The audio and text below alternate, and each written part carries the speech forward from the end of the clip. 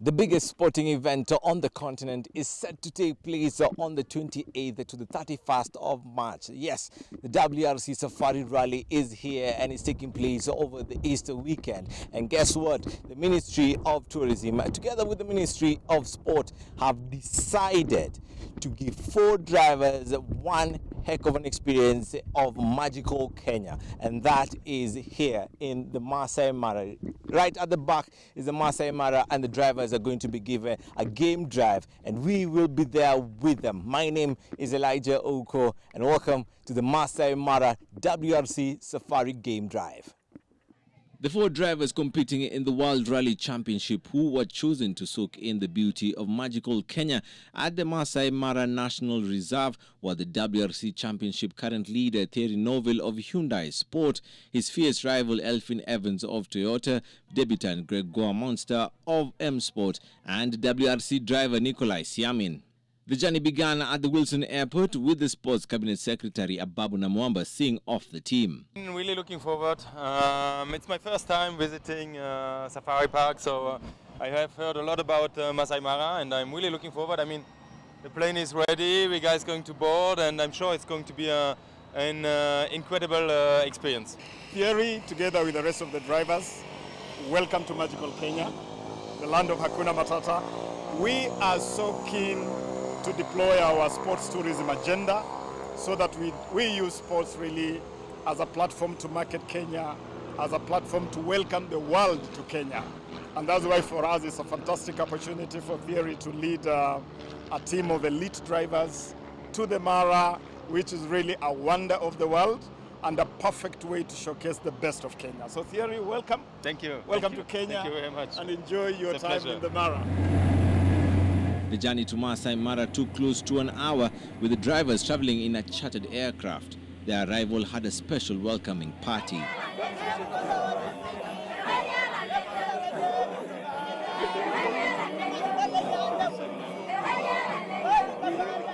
Soon afterwards, the drivers hopped onto the tour vehicles and headed straight to have lunch at the camp as they prepared to soak in the beauty of the Mara. They enjoyed the meal with the iconic landscape in the background. They were hosted by the Tourism Principal Secretary, Mr. John Ololtua. Also, that was quite an experience, seeing the Maasai dancing for us and welcoming us. So it was really nice. Some lions, some elephants. It's basically what you don't get to see in Naivasha. So something I was missing over the past years. I mean, there are a lot of zebras and giraffes and so on, but there are very little elephants and lions. So it would be nice to see them today. Yeah, no, it's the first time out on a game drive for me. Obviously been here quite a few years now, seen some of the animals during recce, but no, looking forward to today. You know, I've seen many footage on TV, but for sure it's always different when you come in reality to see it. So yeah, really happy to be here, and it's quite different from what we have in Europe. So yeah, it's always interesting to discover something new. Our vision, as guided by His Excellency the President, is to make Kenya an all-round tourist destination. We don't want this story of saying that this is high season, this is low season. We want to look at how we can be able to project some of the good things we have. We have our beautiful culture and many other good things that we have in the country, apart from apart from wildlife and so on. And that's why we are promoting sports. And so, the journey of savouring the scenery of the Mara began at 5 p.m. in earnest, with the drivers hoping to set sight of the Big Five. There was plenty of action with the sounds of a bloat of hippos in their natural habitat, creating soothing sounds being the first action of the safari drive. A call soon came in that a pride of lions was spotted around after killing a buffalo, and all the attention shifted for obvious reasons, getting a chance to see the king of the jungle. There was also a cackle of hyenas who wanted to disrupt the party. As the sun set on the Mara, it was time to call it a night after a hearty meal, with the drivers reflecting on the memorable day. The next morning, they would be soaring in the skies in a unique way. It's approximately 6:30 in the morning and we're just about to go on our balloon safari. As you can see behind me, the balloons are getting ready and I think it's going to be one heck of a ride. Quite excited to be going on this safari with the drivers. There was plenty of anticipation from the drivers, with each of them hoping to fulfill their desire of seeing the Big Five after having only seen lions the previous day. Before embarking onto the balloon, safety measures were first issued by the captain Sanjay Gupta. Safety is imperative, with each passenger being issued with a belt and guided on how to clip themselves when landing in order to avoid any injuries. Getting the balloons ready for departure takes approximately more than 20 minutes, and when it was ready to hop in, the drivers did not waste their time. At 6:45 a.m., the balloon was airborne.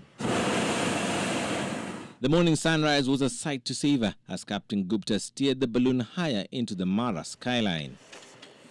It didn't take too long for the driver's wishes to be fulfilled, with the first animal to be spotted being a rhinoceros, which was quick to dash into the bush once the balloon inched closer to the bush. Captain Gupta varied between flying the balloon in low altitude, as he also steered the balloon up to the heights of 300 meters above ground. While in the skies above, a herd of elephants was soon spotted and Captain Gupta was soon on their trail, steering the balloon with consummate ease as the drivers urged him to move closer and closer, and he obliged, giving the drivers a priceless view. For the drivers, a sight of lions from above would have been the cherry on the cake, but the efforts to locate the pride bore no fruits, as only a herd of buffaloes was spotted just before the captain called it a day. But the last piece of the show was the sight of impalas and waterbucks grazing as the balloon came to a stop. Yeah, it was impressive. At one side you don't want to scare them, but they're actually quite comfortable with it, so you can get quite close and have a nice view. You can spot them from a distance and then try to get closer if the wind is keen to you and going in the right direction. Oh, they were fantastic. Such a good bunch. They are used to the speed, but they also appreciate what we do. We go slow, we have precision flying, so we are not trying to go for speed. We are trying to go skim the trees, go above. You guys were some of you were in the balloon with me, so you see how the control of the balloon is very different from a rally car. So obviously that's their speed. They have very positive steering.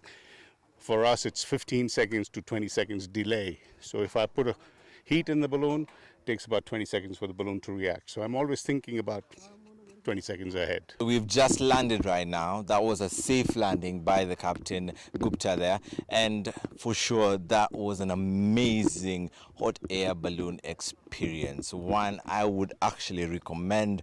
We saw plenty of animals. We saw 3 of the Big Five. Unfortunately we didn't see the lions, but we saw the rhinos, we saw the elephants, and it was just absolutely beautiful. The drivers, of course, they enjoyed it, and of course you can't really compare the safari rally to this kind of experience. It's a little bit different. The rally, it's a bit rough. This one, it was smooth, slow, and just relaxing. Oh, it's quite a different experience, that's for sure.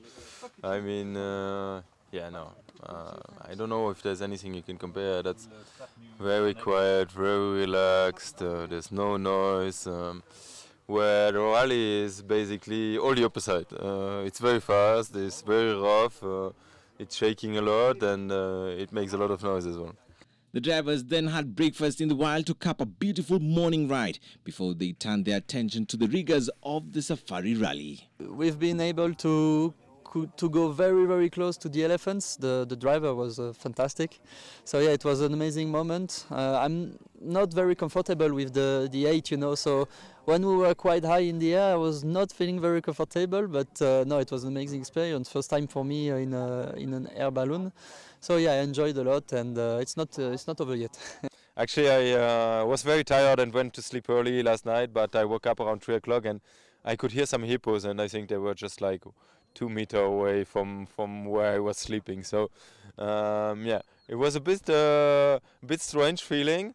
And when I went out this morning, 5 a.m., I crossed a hippo on the way, so on the way to to the meeting point. So yeah, great experience. Our lodges are not fenced, and we're in the middle of the camp, so animals roam freely.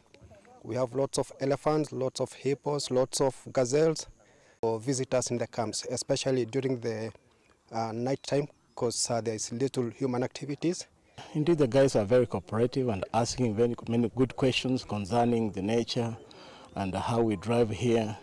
They were very, very good, very cooperative. The reason why we said let us have a pre-visit to the Mara even before the championships is to be able to have our visitors get an opportunity to experience the magical Kenya, what it offers, especially this area of the Masai Mara.